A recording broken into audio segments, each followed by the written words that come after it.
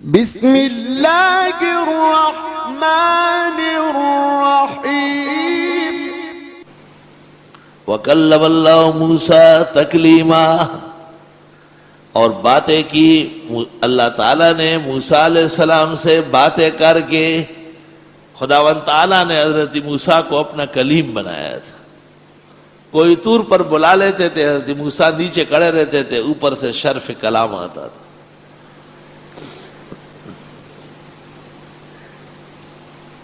اور اس میں توریت، ہدایات، بنی اسرائیل کے نام تعلیمات، خداوند تعالیٰ کے پیغامات وہ ان کو ملتے تھے.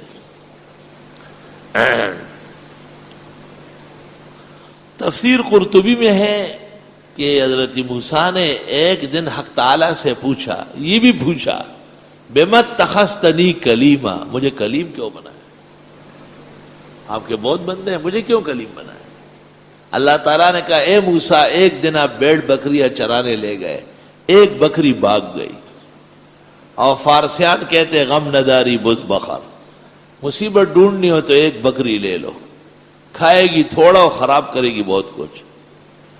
ایسا میں خود اسکول کے زمانے میں جب چھٹی ہو جاتی تھی، وہاں اپنے بھائیوں کو، والد صاحب کو کھانا زمین پہ لے جاتا، تو ہماری ایک بکری تھی بڑی اچھی، اس کی رسی میں پکڑ کے چراتا تھا. تو ایک شخص نے باغ لگایا تھا، نئے نئے باغ لگا تھا، اور اس کے کنارے پر میں رسی پکڑا ہوا بکری چرا رہا ہوں. وہ بزرگ آدمی تھے، وہ آئے، بیٹے ایک ایک پودا 5-5 روپے کا خریدا ہے، کھا نہ لے.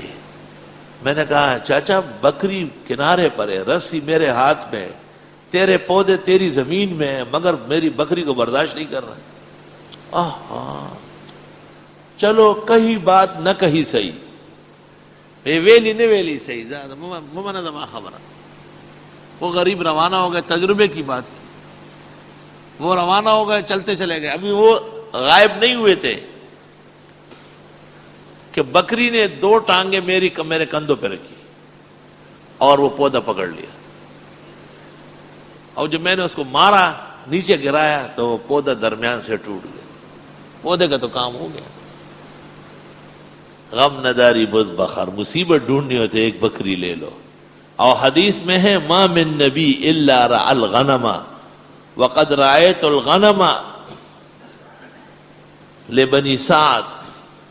بنو سعد قبیلے کے دوران میں نے بھی بیڑ بکریاں چرائی. آپ نے فرمایا مجھے بھی یہ شرف حاصل ہے کہ میں نے وہاں بھی چرائے، یہاں بھی چرائے. اب بھی 4-6 بکریاں ہیں.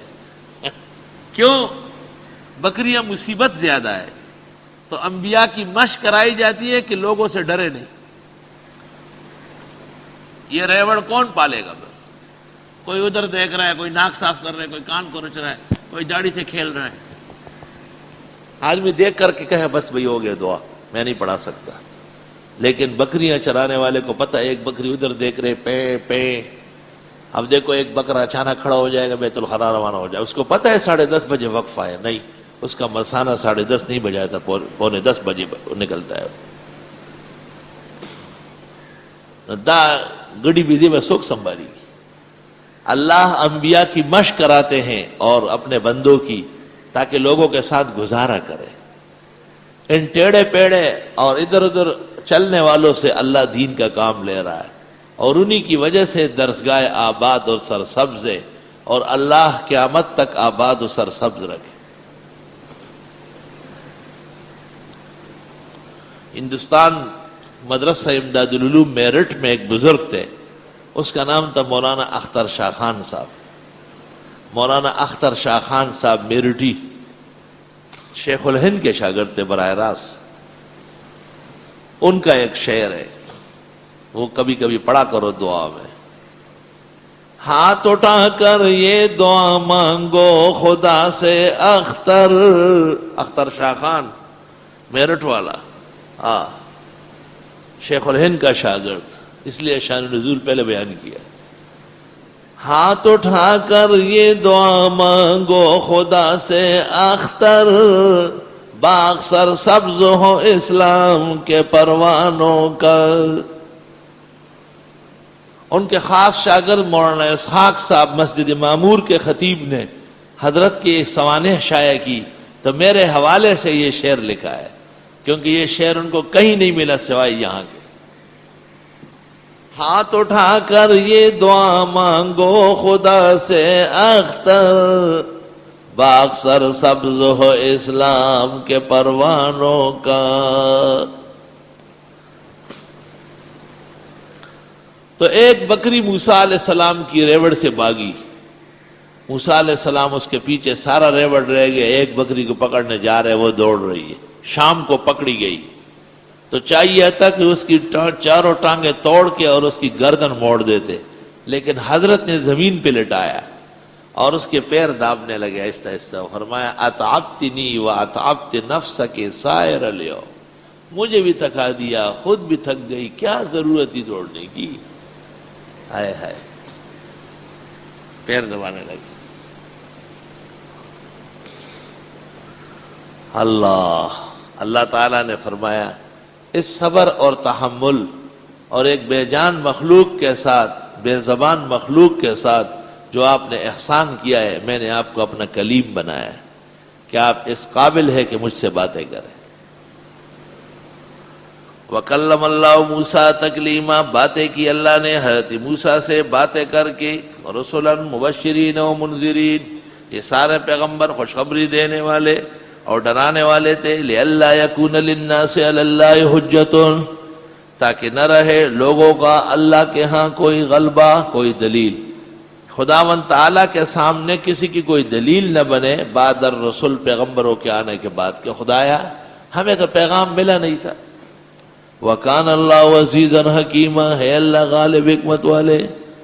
لیکن اللہ یشہد، لیکن اللہ گواہی دیتے ہیں، بما انزل الیک، جو اتارا ہے آپ کو، انزلہ بعلمہ، اتارا ہے اپنے علم سے، والملائکۃ یشہدون، اور فرشتے بھی گواہی دیتے ہیں۔ لیکن اللہ یشہد، دلیل وحی، والملائکۃ یشہدون، دلیل نقلی، وَكَفَى بِاللَّهِ شَهِيدًا، کافی ہے اللہ گواہ۔ ان الذین کفروا، بے شک وہ لوگ جنہوں نے کفر کیا، وصدوا عن سبیل اللہ، اور رک گئے اللہ کے راستے سے، قد ضلوا ضلالا بعیدا، وہ بہک گئے بہکاوے دور کے میں۔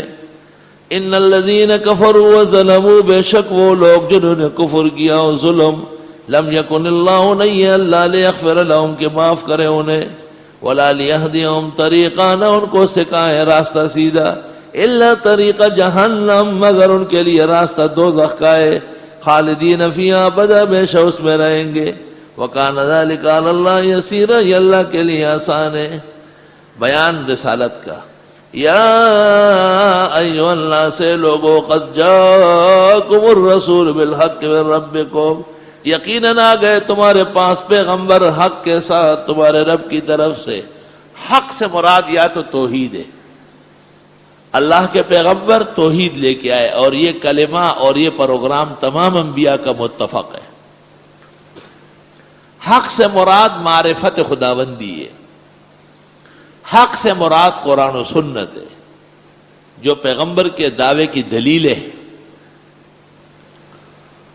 اے لوگو، یقیناً آ گئے تمہارے پاس پیغمبر برحق، یا حق لے کر تمہارے رب کے ہاں سے، فآمنوا، پس ایمان لے آؤ، خیر لکم، یہ بہتر ہے تمہارے لیے، وَإِن تَكْفُرُوا، اور اگر تم کفر کرو، فَإِنَّ لِلَّهِ مَا فِي السَّمَاوَاتِ وَالْأَرْضِ، پس بے شک اللہ کے لیے ہے جو کچھ آسمان و زمین میں، وَكَانَ اللَّهُ عَلِيمًا حَكِيمًا، ہے اللہ علم و حکمت والا۔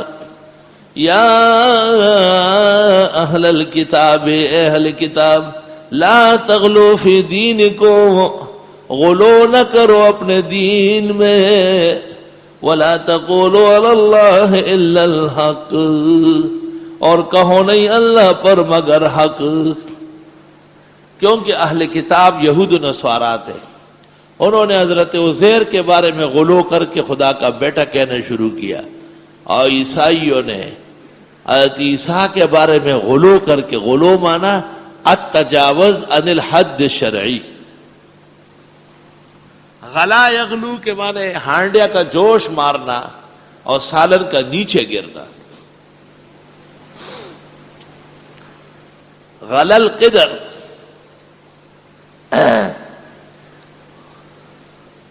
اور ہمارے زمانے کے مبتدئین نے غلو کر کے جناب محمد صلی اللہ علیہ وسلم کو نور من نور اللہ کہنا شروع کیا ہے۔